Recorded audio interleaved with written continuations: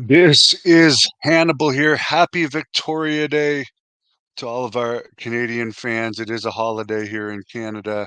You can set off fireworks today. Smackdown rating Friday night was 0.59. Cody Rhodes, we see the continued ratings drop since the Rock has left on both Raw and SmackDown. Not nearly as bad as the situation AEW is in. But here's a bizarre and sad story from Fulton County, Georgia, in the Atlanta area where Abdullah the Butcher resides, who, by the way, can read and write. He's lying about that. Reggie Fulks, who is an was an American independent wrestler and trained AR Fox, who I think is still in AEW. It's hard to tell who is and who isn't in AEW. He was shot and killed by police officer Kobe Minor, who was on leave, like on a forced leave due to another incident that is not public. Folks was only 35 years old. Apparently, he was working as a Lyft driver, which I guess is like an Uber driver. I'm not sure if we have Lyft in Canada. He was taking him home, and then this former cop or a cop that was on leave alleged that the car door was locked and he couldn't get out of the car, so he shot him, and he was claiming that Folks was gay and trying to recruit this police officer into a gay fraternity. So weird story. Kill Just the whole thing is weird, and I'm sorry for this guy's death. I mean, I don't know any of the details of the relevancy of those accusations or not. Can't comment on that. That's the mugshot of the former police officer. And Reggie Folks, again, I haven't heard of him, but I don't really follow the Atlanta independent scene well. But there is news reports with people that know him talking about him, and they seem to indicate he was a nice guy.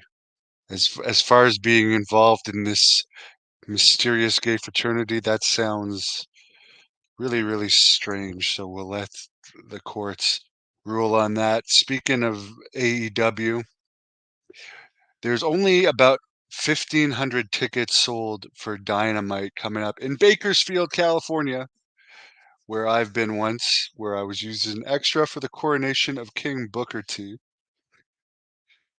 And that's really bad ticket sales considering Double or Nothing, which is one of their big top pay-per-views, is coming up.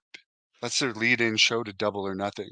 6,400 pre-sold to Double or Nothing. Keep in mind that arena holds about 20,000, and Double or Nothing, the first few instantly sold out. But I was listening to Wrestling Observer Radio today with Brian Alvarez.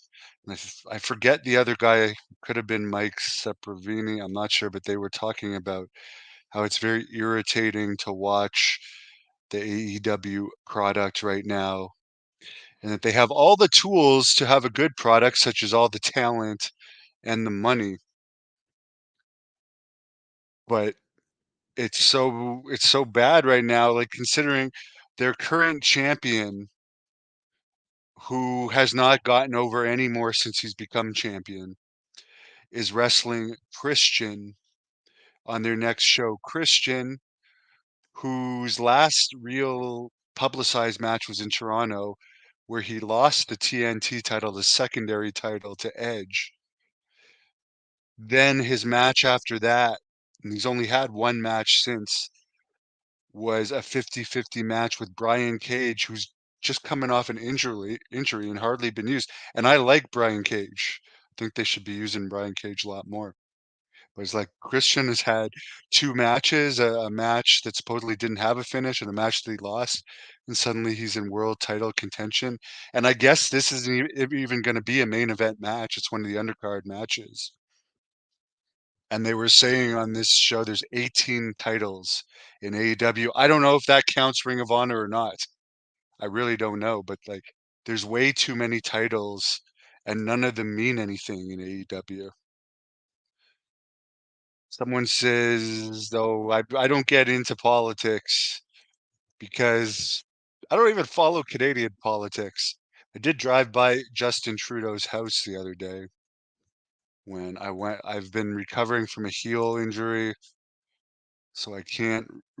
Hopefully, by the end of the summer, I'll be back running like I used to. But I've gotten into bicycling, and I bicycled past the Prime Minister's house the other day. It's part of my training for my match June 29th in Napanee, Ontario, and August 31st in Petawawa, Ontario, at the Petawawa Civic Center, at the Strathcona Paper Center in Napanee, Avril Lavigne's hometown. But here, right beside the Prime Minister's house, or within probably 3 miles, is the U.S. Embassy. And I took this picture to show my allegiance to the United States of America, where I hope to one day live and not have to deal with these winters. I'll probably always have a house here or an apartment, but I really hope I can avoid these winters in the future. And I'm really looking forward to stepping back in the ring very, very soon. By the way, I was talking to Rick Bassman today, and he has fully cleared brain cancer. And I did do an interview with Rick Bassman a couple weeks ago, maybe a month ago, about his whole career, but he's fully cured of brain cancer now. Or not cured, but it's in remission. So good for him. He's right now working on an interview for me for next week or the week after. That should be one you're looking forward to. By the way, I posted one with Paul Burchill, a very reclusive guy who hasn't really been in the news lately. But I didn't mind the interview that he did with John Paz. He talked about his short-lived WWE tag team with Dave Taylor. Dave Taylor, I knew a little bit in Deep South Wrestling. He was hilarious. Great guy. Of course, the Squire, Dave Taylor, former tag team partners with William Regal. They talk about that. And there's another Taskmaster Talks podcast talking about The Undertaker Part 2 that I posted. And the third one that's going to be posted just after I finish this with former WWE and ECW wrestler AJ Petrucci. By the way, for the people asking about Kevin Sullivan, who I reported earlier this week, was supposedly having emergency surgery for some undisclosed reason. Conrad Thompson reported on it. Uh, John Paz's co-host and others.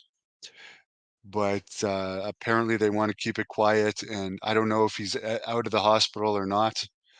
But I've seen other people posting about it today. Let's see if I can find it. I can't even remember the damn guy's name. But one of his good friends, oh, here it is.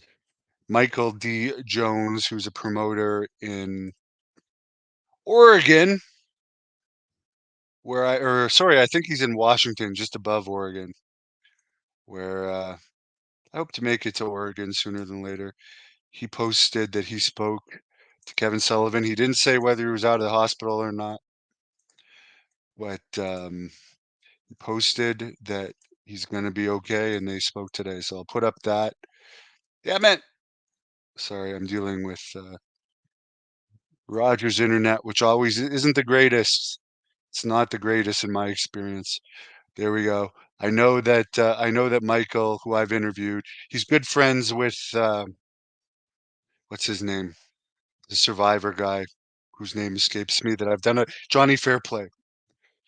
Uh, so everyone says that he wanted everyone to know he's on his comeback. So if that means he's out of the hospital or coming back from whatever health issue he had, um, let's hope he's around for longer. He always has good insights on professional wrestling. I have almost 400,000 subscribers. It's a Sunday night at 9:30. I actually get a lot of comments that people don't get notifications, but live chats mean nothing. You can get out of a news update, you can get 20,000 hits, 50,000 hits, or 1,000, or in the end, we don't usually get more than 5 or 600, less than 5 or 600 for a news update, but I appreciate that you're watching. I love all the fans. I don't care if there's 25 live viewers, 1 live viewer, or 1,000 live viewers. I love interacting with you guys. Palm Springs, California, which is the site of contact in the desert, where I really wanted to go this year, but I'm gonna have to go next year because it's a really expensive plane ticket. But they offered me a media pass, but I think I'm definitely gonna go next year. Shout out to Contact in the Desert. Tell them they should bring me in for that. But I know I'm still cutting my teeth as a UFO reporter.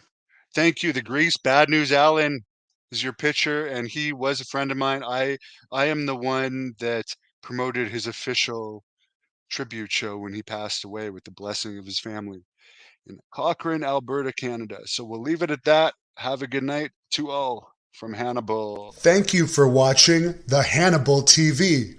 Please help me out and like this video, then click the subscribe and get notifications buttons so you don't miss any of my latest shoot interviews, match videos, or news updates.